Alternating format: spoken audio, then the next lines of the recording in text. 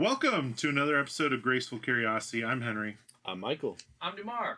And Durhma, you get to be the maiden voyage for three people in this podcast space. Mm-hmm. Yeah. What you don't see on camera is this is very cramped, and we're making it work. You know, we're three guys and a dog. You know, trying to make it work here. But I think it's working okay. Yeah, it's a very intimate setting. That's I think that's a good word for it. Yeah. An intimate setting for an intimate conversation. Yes, Exactly. yes. There you go. Well, we start speaking in hushed voices. Does the mic pick that up? I'm sorry. Yeah, it does. It's a pretty. It's a Yeah, there we go. Yeah. It's all good. Well, we got a lot to talk about today, so I'm just going to get the housekeeping out of the way. Remember, you can get us every Wednesday at 12 o'clock on YouTube, Facebook, Spotify, Apple Podcasts, Amazon Music, Audible, and iHeartRadio. We don't really care what you use. It's whatever's to, the best of your convenience, like wherever you keep all your podcasts or you just love YouTube. It's whatever floats your boat. We do appreciate any likes, any ratings, any subscribes. It just helps the visibility of the channel. So we appreciate it. So with that, you're not going to hear us talk about this ever again for the rest of the podcast. So with that, we're continuing our storytelling series. Y'all have heard Michael and I's story. We've talked about evangelism. We talked about the biblical witness, both of individuals and scripture. And now we're getting into people that aren't Michael and me. And I think we alluded to this last week is, Durhma, you have a very different story than Michael and I, because Michael and I grew up in the church. Right.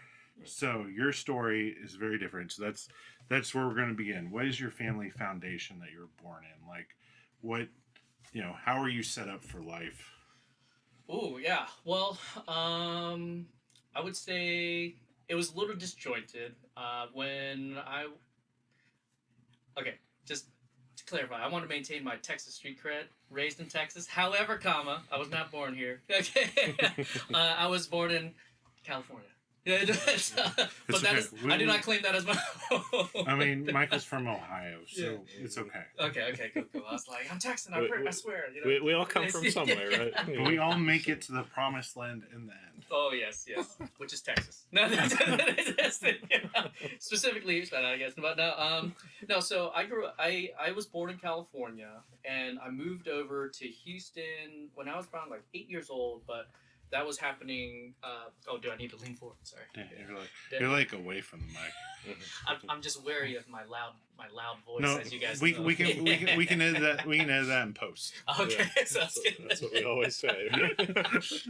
Wait a minute. So what can I really say? No, just kidding. But no. So my parents divorced around that age when I was around like 8 years old, and from there moved to Houston, and we just kind of moved around a lot. I moved around maybe every year to half year.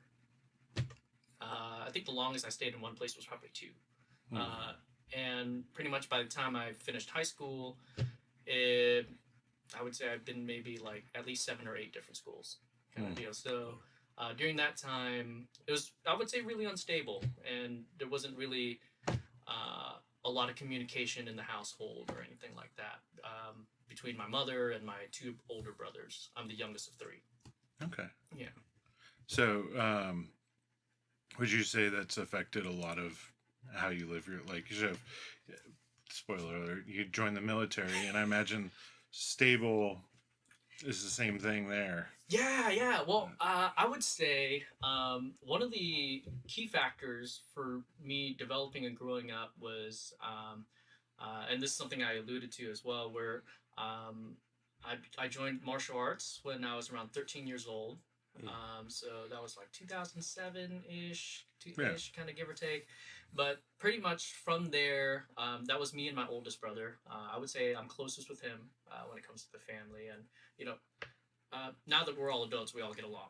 At the time, it was a little tumultuous, but me and my oldest brother, we always got along. And I was getting bullied a lot at school. And so one day he was like, hey, you want to learn this thing? And I was like, yeah, sure, why not? And so we joined a martial arts school called the Bujinkan. There was a Houston branch that we went to for a while, but that's where we met somebody named Threz.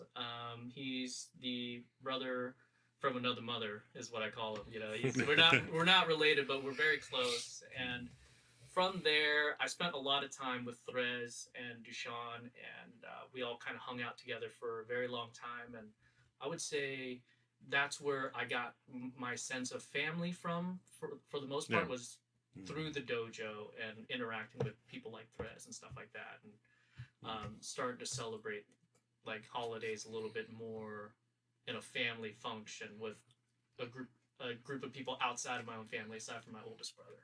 Okay. And then pretty much when I joined the military, that was when I was 21. When I turned 18, I left home. I tried living on my own, going to college at the same time. I went to HCC and U of H for a while, but moving to U of H was a terrible idea. That was a lot of money, and also working 2 part-time jobs simultaneously at like Starbucks and a pizza shop and whatnot. The typical college. Yeah, the typical college life. I didn't make it. I ran out of money.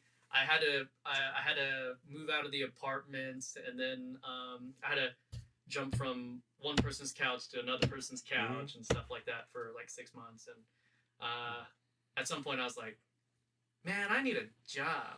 I need like a real job, you know, not like washing dishes, watching my life go down a drain, you know, literally. And so I made the move to go into the military, and then 10 years went by, and now I'm here. Yeah. Cool. Wow. Yeah. So it's I was gonna say it kind of seems like you've had to make your own home. Yeah. Is that a good way of putting it? I would say so. Yeah. I learned what it meant to have the family you have, and then to have a family you choose, and then later on, as I mature, how to reconcile those two things. And we'll come back to that, because I think it's a good setup for later, later down the questions. So before we get into, you know, how the gospel was presented to you, what was your exposure before, like growing up? What was your exposure to the church and Jesus and all of that? Because you didn't grow up in a Christian home, but what was your, you know, what were your thoughts about it, you know? Or I thought it was kind of hokey, dude. You know, I'm not gonna lie. You know, there was I think when I was growing up, one of the first times I kind of had exposure to, which, you know, doesn't really count because they're Mormon. You know, you know. But, hey, can I say that? Can I say that? It's you fine. know, it was a joke. I like Mormons. I get along with them. I love them. Hey, Michael and I have roasted Joel and other people, so to be fair. Yeah, but no, so there were some Mormons who came by, like missionary-wise, for a little bit when I was growing up, but I didn't really pay much attention to them. I was kind of detached. I think that was kind of the theme of my life for a long time. I was very detached from people because we moved around so much that I never really socialized. Which sounds kind of funny if you guys know me now, but I had a steep learning curve when it came to socializing.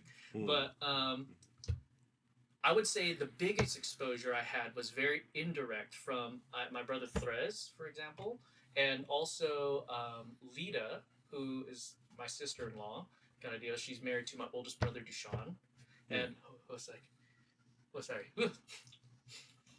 almost.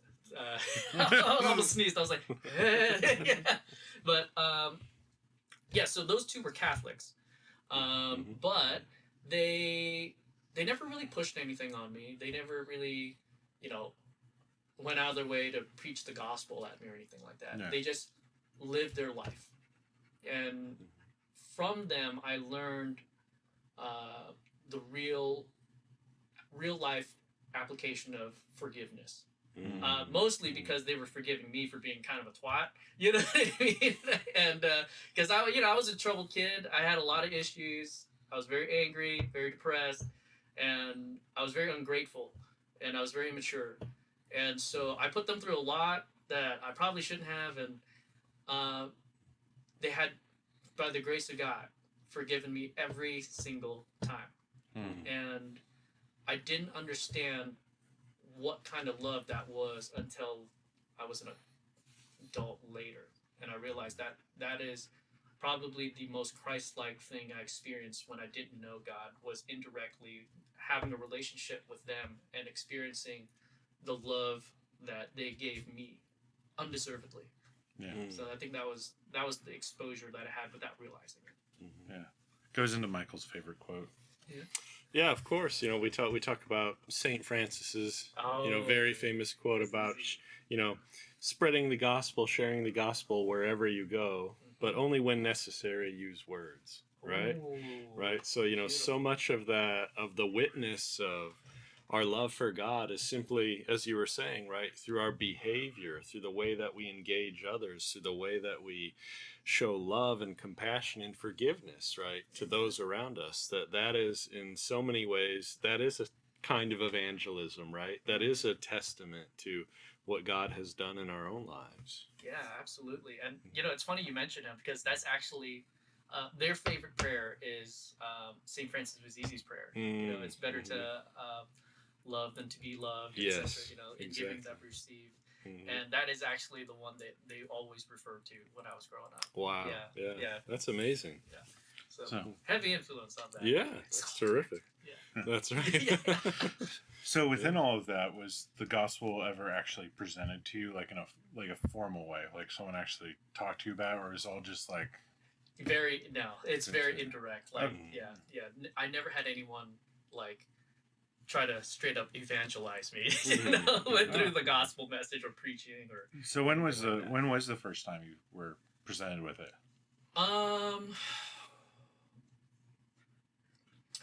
I would say indirectly. Again, it was never direct until I actually decided to actually go into the chapel. I want to say 3.5 years ago, almost 4. But I would say the person who got me to kind of start looking into scripture a little bit more was actually listening to Dr. Jordan Peterson, on his when he was first starting out. The verse that he mentioned, I still stick with. It's Matthew 7:7. It's ask and you shall receive, knock and the door shall be open to you, seek and you will find. And I took that to heart, and that was one of those things where it's like, well, the longer time I spent in the military, the more I really had to start working on myself. And I was looking for answers. I was looking for the truth. And I think it was on my second deployment. I think it was my second deployment in the military. It was my first or second one. I was in Al Dhafra. And Where is that? Al Dhafra was in United Arab Emirates, so Okay. UAE. So nothing crazy. I'm Air Force. We're chill. What I mean? This is but I was having a rough time out there. I was having a really rough time. I was dealing with a lot of social drama issues with some of my coworkers and stuff like that. And I didn't really know how to deal with that. And I heard that I was listening to Jordan Peterson's podcast at that time, and I heard him say that, and I was like, maybe there's something to this church thing. And so I actually dropped by the chapel out there, and I remember that I would say that's the first time I really started thinking, okay, I think this God dude is real, but I wasn't quite in it. And I would say I remember the sermon was about Abraham taking his son Isaac up to the mountain and about to sacrifice him, and then God's like, hey, whoa, chill out, just kidding, here, have the sheep, and then from there, I think what the pastor was saying, I don't know what denomination he was or anything like that, but he's just a chaplain, he was saying, what happened, leave what was there, and you go down from the mountain different, a changed person. And for some reason that really stuck with me at the time. I don't exactly remember what I was thinking, but that really just stuck with me, and I left feeling at peace.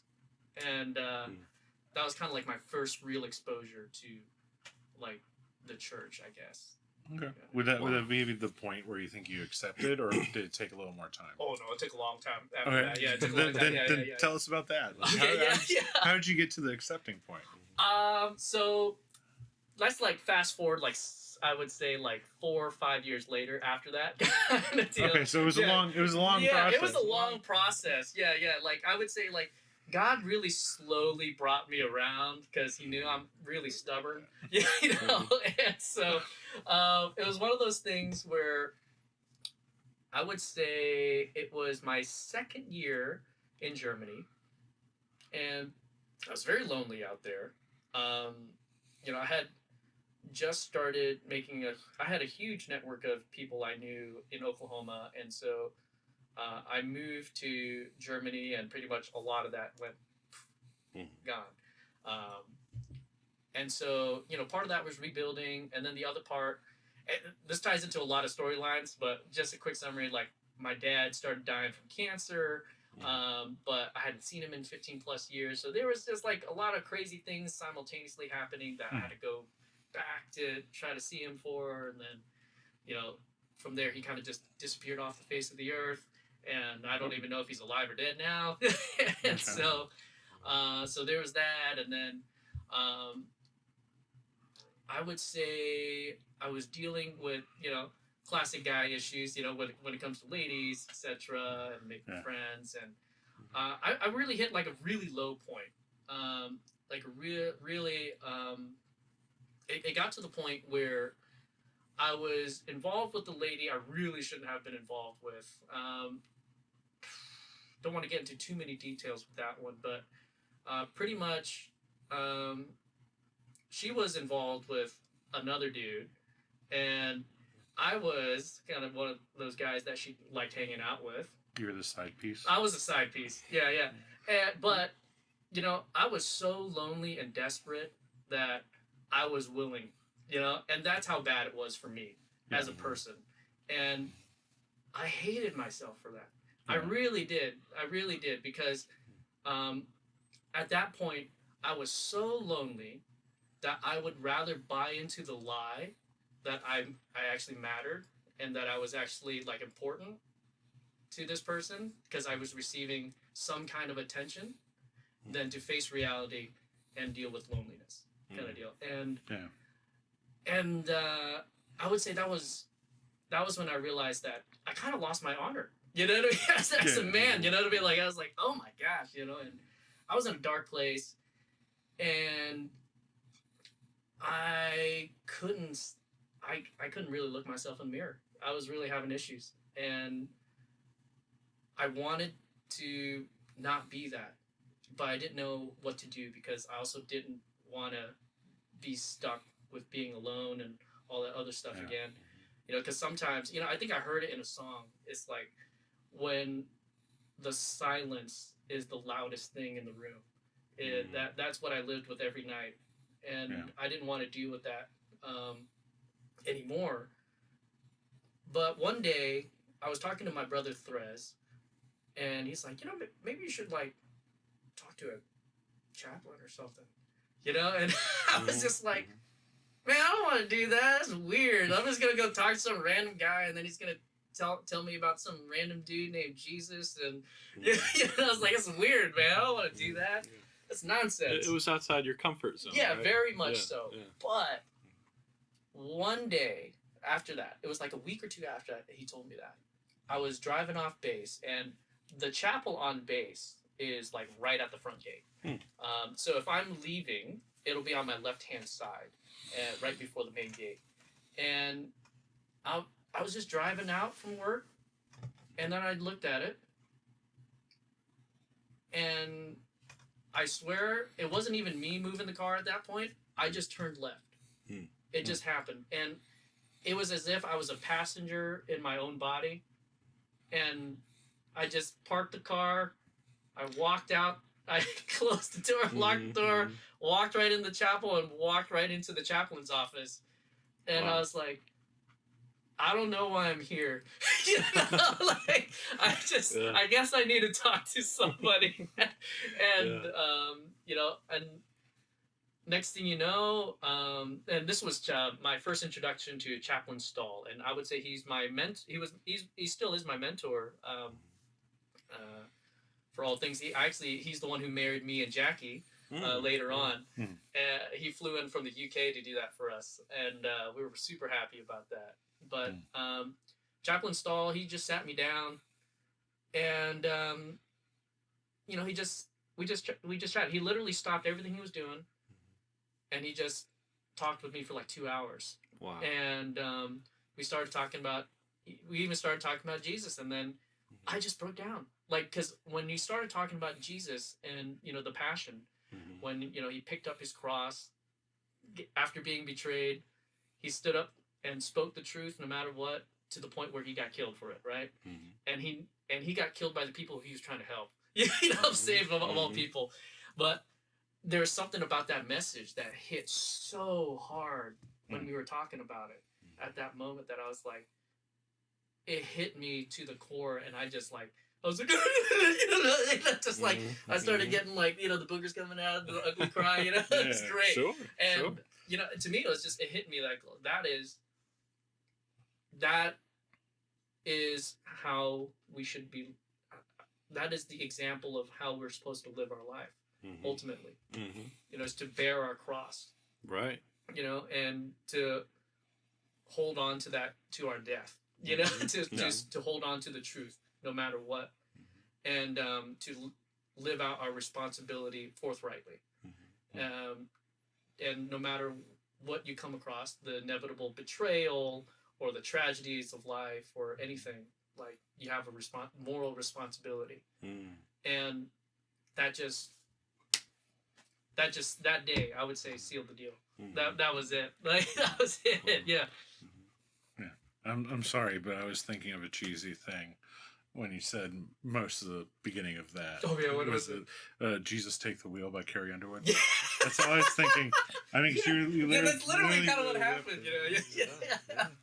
You were literally in the car, and I couldn't resist. Yeah, my brain just went there. Jesus Take the Wheel. Yeah, I mean, that's pretty much what happened. Like, I to this day, I still can't explain it outside of, like, it just, that little voice in your head that just goes, this is happening, and you're like, okay, you know, it's like, okay, yeah.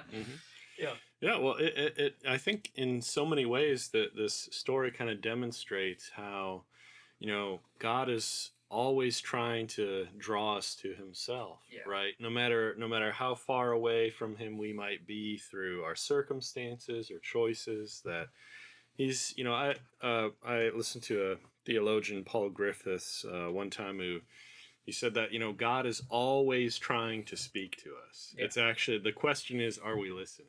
You know? Amen, brother. And it seems like from the very beginning of this process, God was putting people into place, whether it's, you know, a public intellectual like, you know, Jordan Peterson you mentioned, sort of introducing you to the importance and value of the scriptures, right? All the way to the people that God has placed into your life, and that culminated in that call. I think, you know, your description of, or you know, turning the wheel into the chaplain's office, that is the divine call of God, you know, drawing you to Himself. And it's just, what a marvel that God works in that way, you know, to bring the lost to Himself. Yes, yeah, and that's something that's why, to me, I'm just so grateful to Him, you know, because it's one of those things where, looking back now, I can see his fingerprints, you know what I mean, and throughout the story of my life, essentially, where he was always there. He was always there. I just couldn't see Him for myself personally, you know, because there was a lot that I had to work through in order to get there. You know, like, there was a whole saga that went with my mom, you know, because we had a really difficult relationship, and it wasn't until I understood what it meant to have to forgive her, and that's something we talked about in Bible study, that I realized that, you know, there's something to that forgiveness thing, and that was before I even came to the church, you know, and then I realized that, you know, that's a huge message behind Jesus right there, you know, the forgiveness thing. I was like, oh man, so that's how I started piecing together at some point through all those little pieces of, like, life experiences that, you know, what Christianity talks about and what Christianity stands by is real. It's so real. Like, it's undeniably real. Mm-hmm.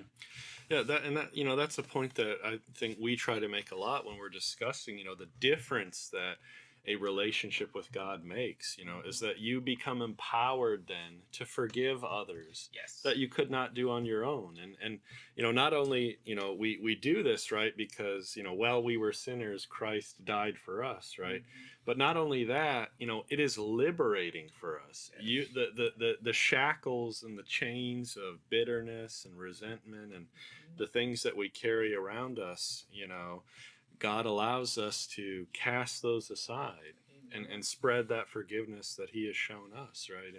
And as you're saying, that's life changing. Yes. That's not an abstract idea or a principle. It's really, in the nitty gritty of everyday life, something that changes you, transforms you. Yeah. I mean, it's one of those things where, like, I think the best representation of that is when I was dating Jackie for the first year or so, kind of deal.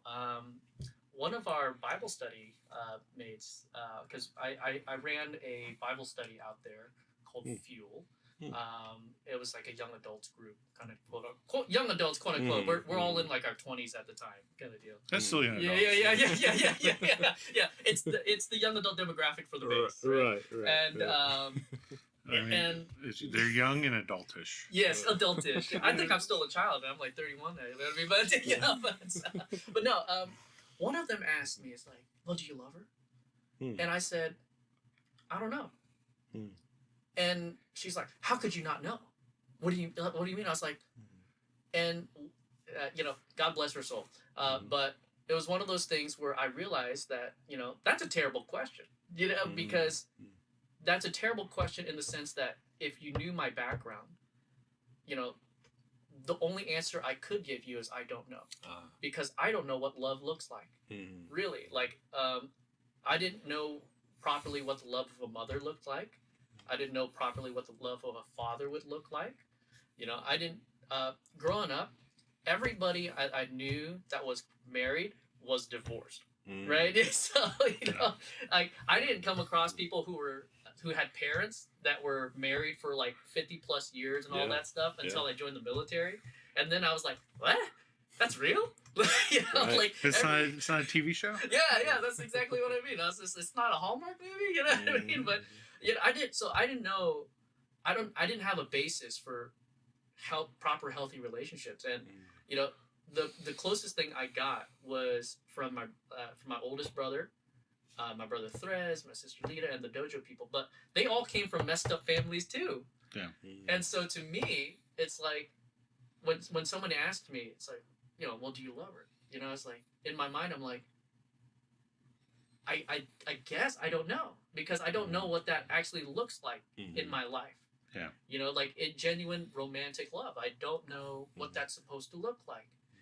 And at the time, I would say, I didn't know until it just came out on its own. Like, really, I was just on the phone with her one day, and I was like, yeah, okay, love you, bye. And I was like, oh, okay, I guess I love her. You know what I mean? But so it was like as simple as that. But also, on a deeper level, I only started to understand love when I started to understand God's love at that point, because that was the only thing that could set everything else right. Because everything else was completely imperfect or wrong. Right. And the only thing that I could learn from was through God's love. And that even appeared in how I first approached my relationship with God as well. Because what ended up happening after I met with Chaplain Stahl, and I went to church like a few times, and I was like, okay, you know what? I'm gonna give this a shot. And so I talked to God that day on one of those days, and I was like, if you take me into your family, and this is me being me, I thought I could make a deal. I thought it was funny. I mean, and it's like, if you take me into your family, you set my life straight, you fix me up, I will spend the rest of my life serving you and our people. And I'm gonna start today. And so that's when I started joining the praise team over there. And then I just did everything at that chapel. Like, I mean, everything. I was involved in every little event, every setup, tear down. Like, I had the keys to like their storage room, pretty much. Like, you know what I mean? Like, Sure. that was like a side. That was basically like it turned into my job aside from my actual job. Yeah. You know, and so it was great.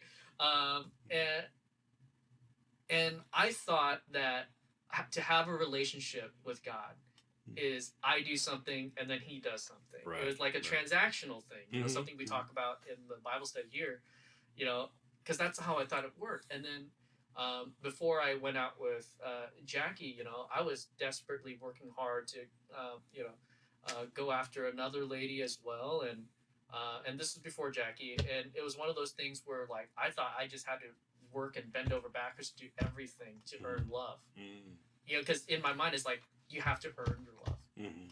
But, you know, because that's what I thought it was. I didn't know otherwise. It wasn't until way later, like developing that relationship with God and how freely he gave his love, that I was like, oh, love is just something that you just give.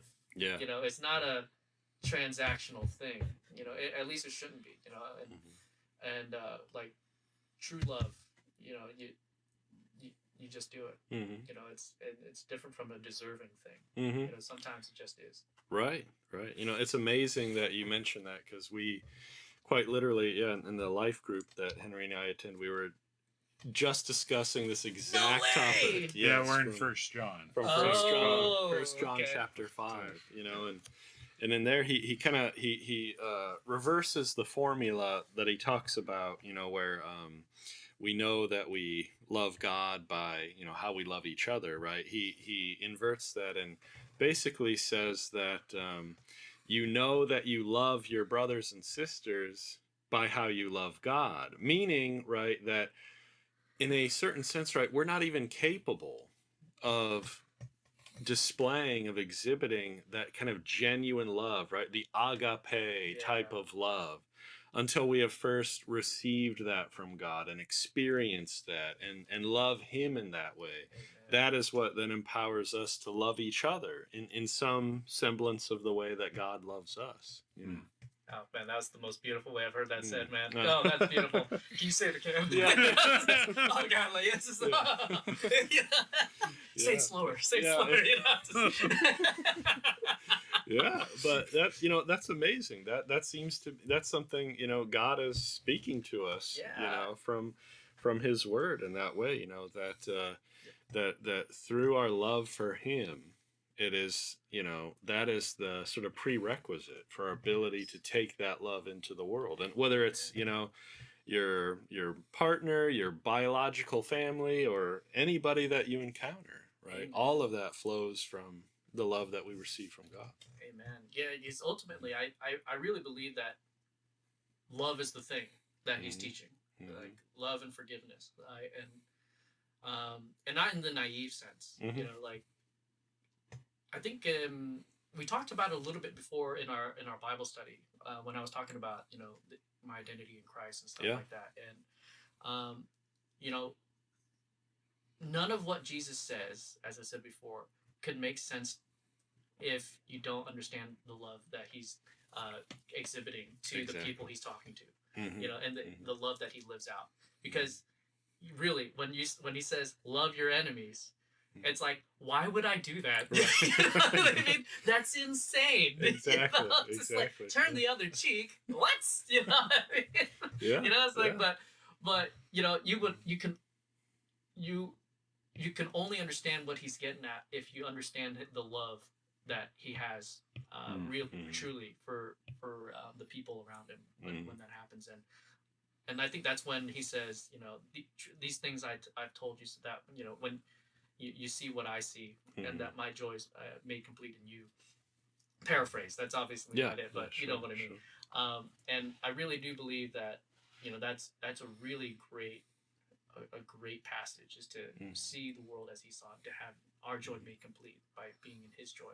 And I really think that's done through love, loving like he did. Yeah. Absolutely. So, because I think we organically got there, but is there, outside of, love or forgiveness, Yeah. is there anything else that, like, your relationship with Jesus really changed in your worldview? Oh, yeah. Yeah, oh my gosh. Everything. Yeah, everything. Yeah, my lordy. Well, how much can I get into without getting in trouble? I mean, because then we'll have to talk about culture. You know what I mean? Right. Sure. Yeah, I had to write a whole paper on that recently.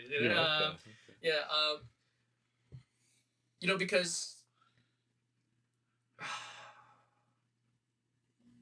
I guess the best way I could put it is when you believe that there's a God, and you believe that Jesus is his son and is also part of God. It is God, yeah. And you believe what he says and you follow follow him and his way, then there's a lot of things that I can no longer abide by in my everyday life, especially when dealing with people who don't believe, which is a predominant part of our culture. So particularly, one of the best things that I unexpectedly had to do for seminaries, write a paper on postmodernism culture and how it interacts with theology. And one of the things that I realized writing that paper is it is completely incompatible. At least from what I came to understand, I had to dig through Friedrich Nietzsche. Even though he was a modernist, his foundation of saying God is dead and we killed him, and that it's going to take the Ubermensch to create the new moral reality, right? That is the central axiom of everything else that's come after that. Michael Foucault, who believes that reality is confined to the physical body, and that things like truth, morality, and virtue are social constructs, right? And then those social constructs are the people that are in power, and the people in power are the ones who have knowledge, so therefore knowledge is power, right? And so it's the powerful who decide what's true or not, because the truth isn't real, it's a social construct. He had this whole series where he said, if I cut open a body, right, will I find a soul? Will I find sin?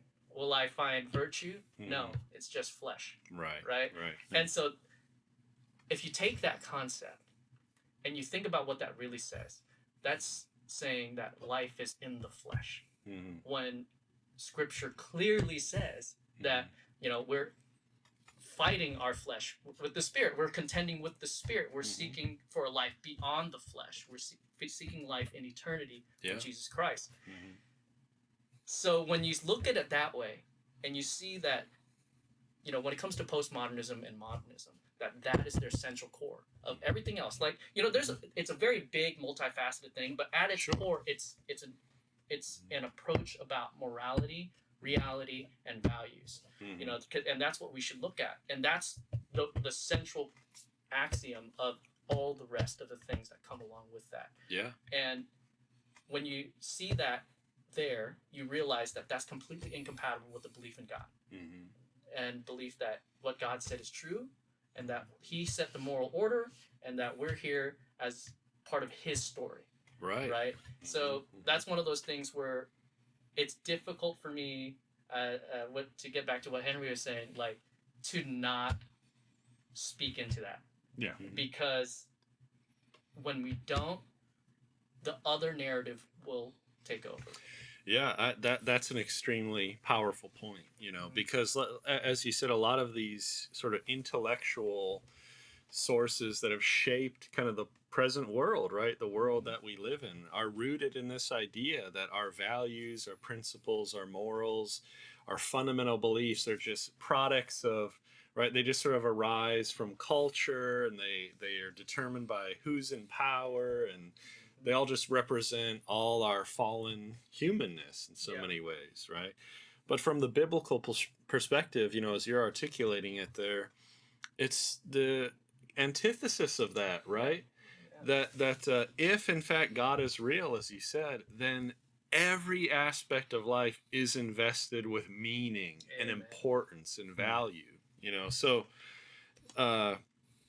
like in the way that I like to look at it is that everything that we do, in light of the fact that God exists, has brought us into being, desires for our lives to be conformed to His image, etc., that invests every single thing that we do with eternal significance.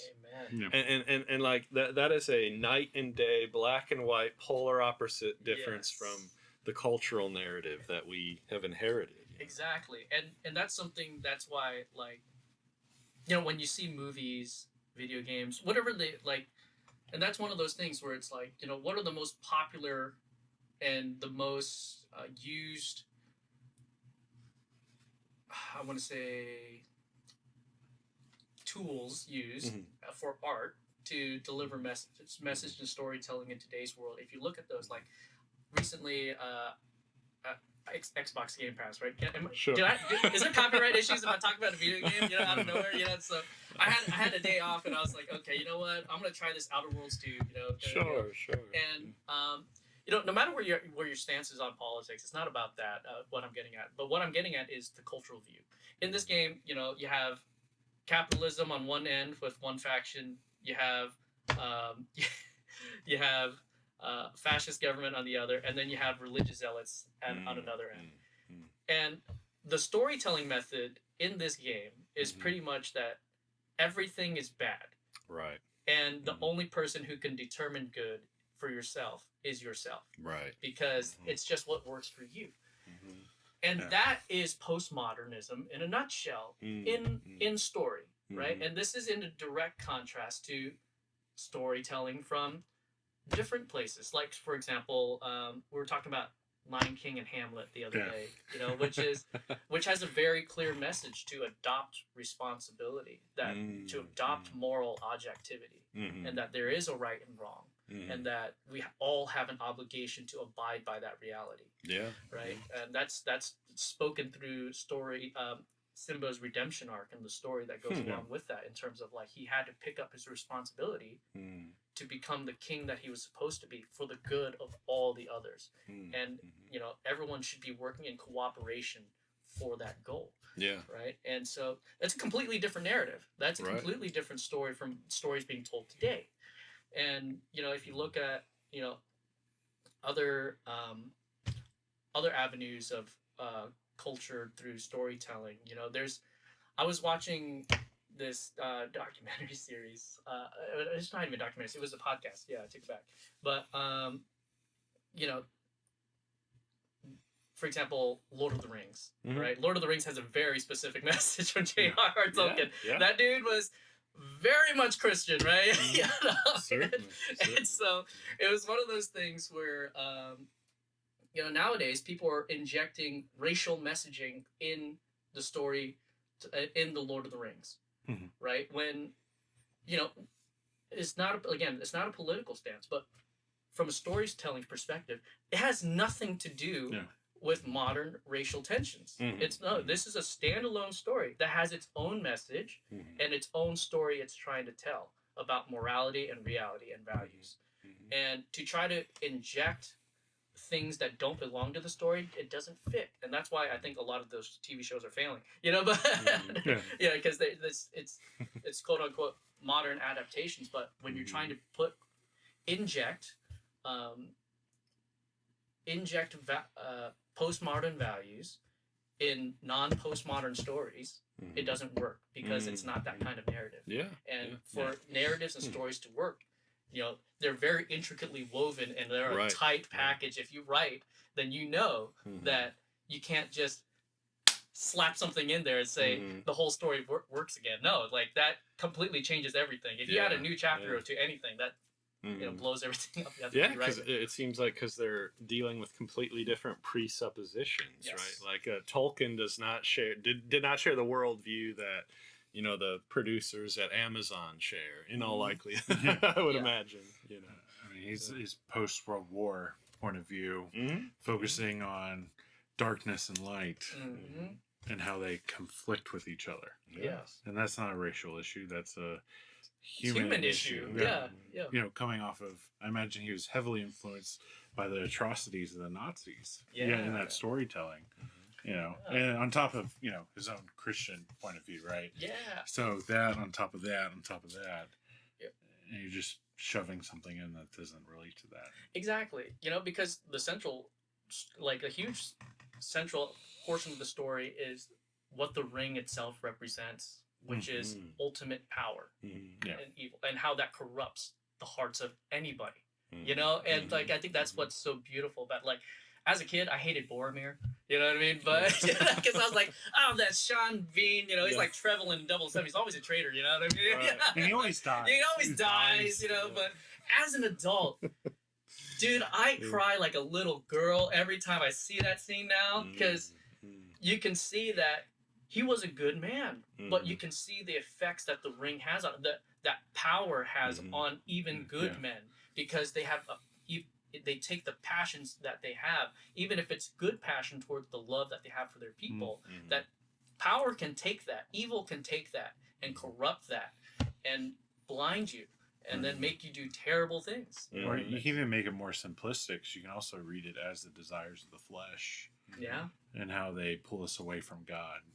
Or in this case, for them it's their ultimate mission to destroy the ring, but here's the ring has its own desires and is tearing them away from that. Because imagine, you can take it even further on as the crumbling of Frodo and Sam's relationship, and Smeagol's, Gollum's. Oh yeah, the little. Well, I think that's the best example on the whole book is, and the movies do it great justice, is showing Smeagol before he becomes Gollum. Oh yeah. And then just enjoying an innocent hobbit, enjoying fishing. Yeah. And this ring instantly makes him, spoiler alert, kill his friend.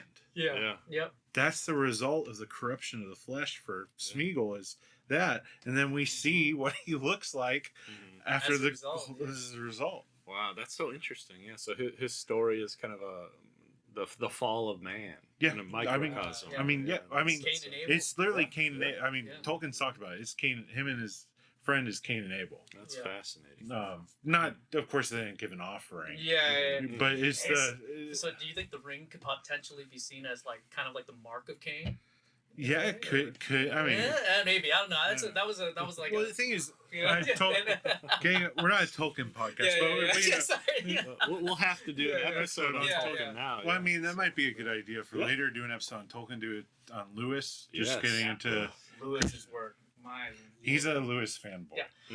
I actually took your advice, by the way, because you told me to look into abolition of man. Yeah. Right. Yeah. And so I did, and that was actually part of my paper. Awesome. Because that actually speaks specifically to the postmodernist, to his contemporaries at the time. And to me, that spot on analysis about natural law and the Tao. And man, I was like, this guy's got it down, man. That's right. That's right. I started citing him in the paper. I was like, this is amazing. Yeah. He makes the argument for me.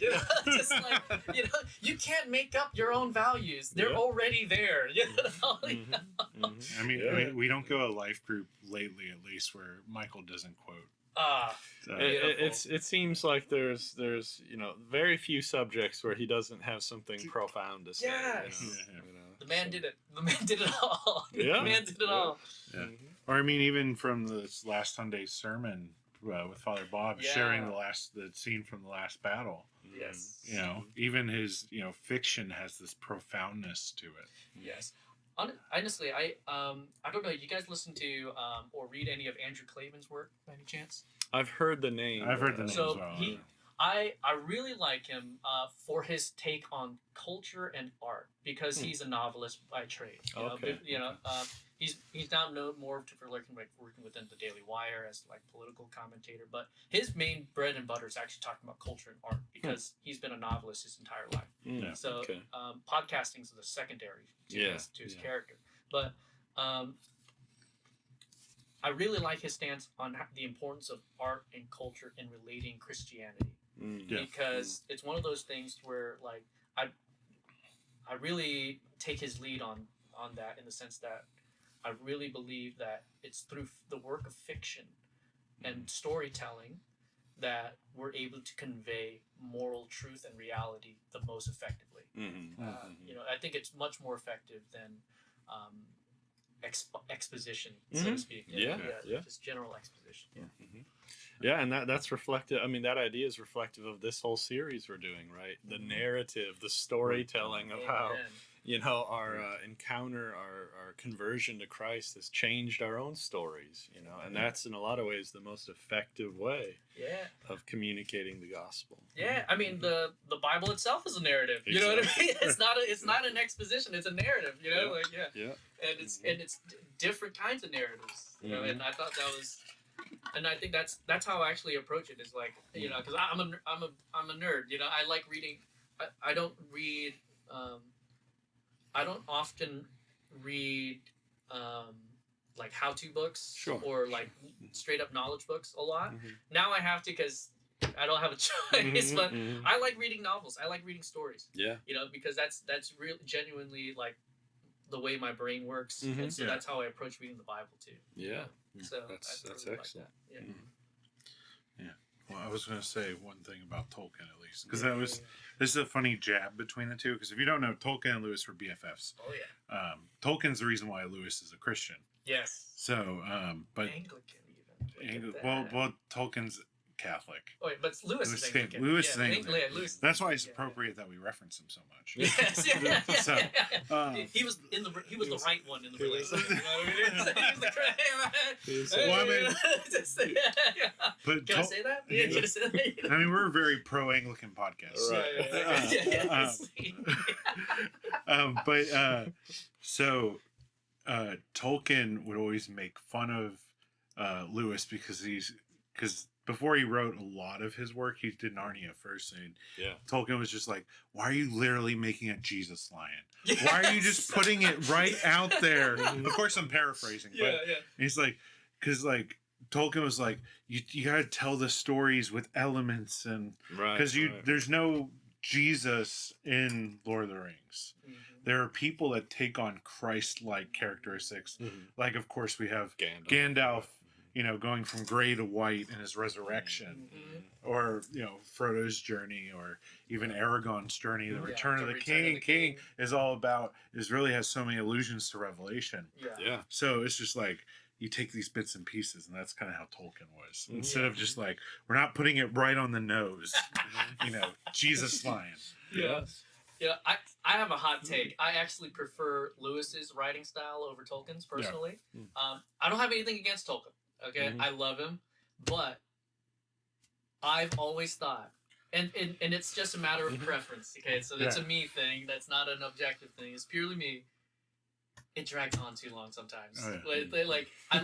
His level of description is both a pro and a con simultaneously for me. I mean, he created a foreign language. Yeah, exactly. Yeah, it's like, hey man, I get it. Let's move on to the next scene. But isn't that so interesting though? Because like, so these different the way of articulating maybe the fundamental worldview of Christianity can take so many different forms, right? It can take a Tolkien-esque form or a more direct approach as Lewis took, and it's all enriching. Hamlet. You know, Hamlet references Wittenberg during the time, and that was Reformation time for Shakespeare. You know, and so when Hamlet comes across the ghost of his dad, you know, as a Protestant, purgatory wasn't a thing. But if his dad's a ghost, then what's reality? And that ties into the whole storyline as well. And so I think that was some pretty cool allusions that Shakespeare adds to. But I think a lot of the characteristics that come out of his dialogues are they speak Christian truth, because all truth is God's truth. That's right. That's right. Good storytelling just tells reality as it is, and that's God. Exactly. Like that's ultimately. Yeah. Well, I'm gonna segue our conversation out of this one. We can always have a. This is gonna be a long conversation. A Christian literature series. Yes. You know, we always. Dude, because Frankenstein, one of my favorite stories, Dad. Might as well. Yes. Yep. I read it in high school, and it's remained one of my favorite novels of all time. And it speaks a lot about God and Christianity Mhm. and the nature of humanity Mhm. and sin. Okay, yeah, no, we're Okay, gonna go on that one too The, long. the, Yeah, the literature series that'll be a is a different go. one. Yeah. We'll try to I'm figure gonna out. pick it up again like later this year. We'll figure out how Okay, yeah. Hitchhiker's Guide to the Galaxy fits into everything. 42. 42. 42. Yeah. Yes. Right. Okay. But so we have one more question for Okay. you, Okay. which I think is a good one to end this with, and is because you had no foundation to begin with, and then you've started your relationship with Jesus. Mhm. So the question is, as you've deepened your relationship with God, how has your worship changed? How's my worship changed? Because you fit all yours in a 3.5 year span, so it's easier. It might be easier. Well, I'm just saying, like, Yeah. compared to Michael and I, we've had 30 plus years of developing worship, so it's kind of hard. Sometimes it's like a gradual change compared to you, where it's more of a. It might be a lot faster than us of it changing. Yeah. I would say it's also a gradual and ever changing process for me as well. When I first started out, like I said, I had more of a transactional approach initially because I didn't know any better. But I would say it just becomes more personal as I grew into it. Like it's one of those things where I would say the times that my worship changed the most were when I was having the most difficult times. Because that's when I realized how much I really had to rely on God. Yeah. And so, you start talking to him every day during those times, it's like, dear Lord God, please help, It's like, I can't do this. I don't know what to do. I don't have the answers. Show me the way. Mm-hmm. Show me the way, like whatever is your will, please let me know, because I don't know what's best. Mm-hmm. I really don't, because I have seen it time and time again. My plans don't work. Mm-hmm. My plans don't work, but God's plan does, and it's usually better. Mm-hmm. And I would say, in that sense, my worship has changed from when I first started out, where I tried to maintain a lot of independence for myself, saying, I can handle these things. Mm-hmm. I can do this thing by myself. I don't want to bother the guy. You know what I mean? It's kind of funny. To more, it's like, oh Lord Jesus, I can't do anything without you. Mm-hmm. Because literally anything and everything that I have is by your grace. Mm-hmm. Because things, for example, when I came back to Houston just a few months ago, things could have gone terribly wrong in terms of like looking for a house, getting a car, finding a church, getting settled down in any kind of capacity. Life is rough. I mean, and some people who are in a similar situation than I am, a close friend of mine actually, they're not as lucky. Really. And so it's one of those things where, I would say I'm quote unquote lucky, but it's not. It's God is moving to make things happen. Yeah. To, put us on the path that He needs us to be on. Mm-hmm. And,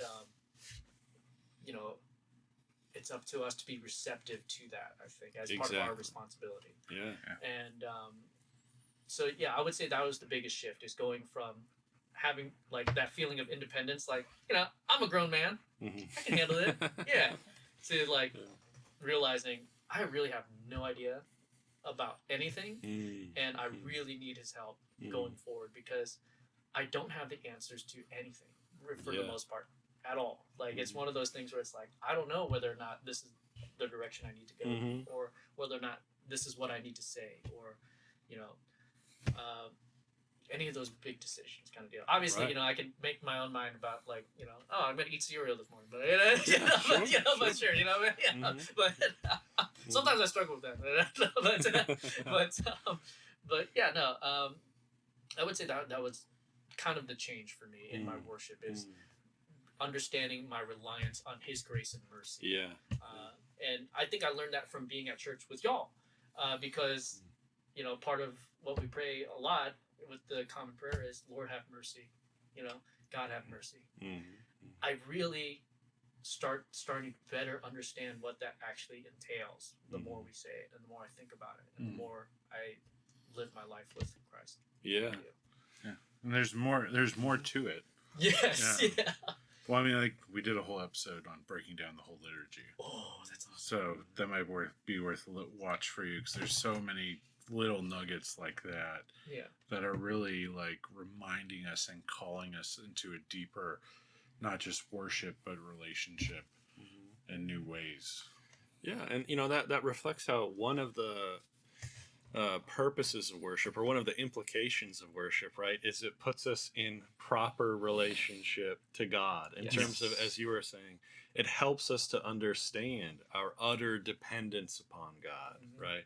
That we are, entirely reliant upon Him for not for our being, for our everyday life, or as you said, what decisions you're going to make, where you're going to live, what you're going to do, all of those things we are, utterly and completely dependent upon the grace of God. And worship has the, the power to really demonstrate that to us in a way that, shapes us and molds us, right, into being the type of people that understand that our lives are utterly dependent on Him.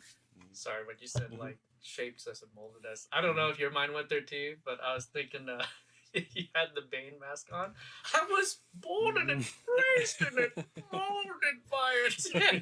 Just God's love has been in my life. Well, You merely adopted it. It's just, It's the same. It's the same idea. It's the same idea, right? I thought you were thinking the same thing. No, that's totally off. But I understand what you're saying. I got the reference. It's something that as I've grown, like you said, like it really changes how I worship, and like the presence of mind when we are going over liturgy, or we're just listening to the sermon, or even singing praise and worship and stuff like that, or just being in Bible study, whatever ministry we're serving in at the time. It's just it adds emphasis. It adds emphasis. Absolutely. Well, I think that's a good place to end it today. Yeah. Sure. So hopefully those out there, you've gotten to know Dumar a little more, especially since he'll be taking up the worship leader role. So you can at least see that he's a cool guy. or you can be like, I don't want to talk to him. He has way too much energy. One or the other. It's one or the other, right? Yeah, that's why they paired me up with Dre. He balances me out. You know what I mean? It's great. It's great. I bring him out a little bit, and then he also kind of helps me kind of chill out. It's good. It's good. I love that guy. We always need. What's up, Dre? Shout out, Dre. Hey, we all need that balance. Yeah. That's right. I mean, like Michael and I have our own Dynamics. Sure. So we balance each other out. So I totally get it. Well, I hope you've enjoyed Dumar. He might be back. So I have a strong feeling. Okay, well, I guess I'm cool. I can be here. I think Michael just predestined it to happen. So well, that's right. Well, I've been Henry. I'm Michael. I'm Dumar. And we'll see you next time. Bye. Bye.